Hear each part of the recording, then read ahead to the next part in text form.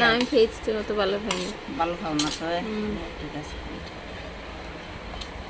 আরও যে আছে ওই যে কোথায় আছে কি রাঁধছি দেখো, ডাল রয়েছে এখানে, ওই যে এটা শাক আছে।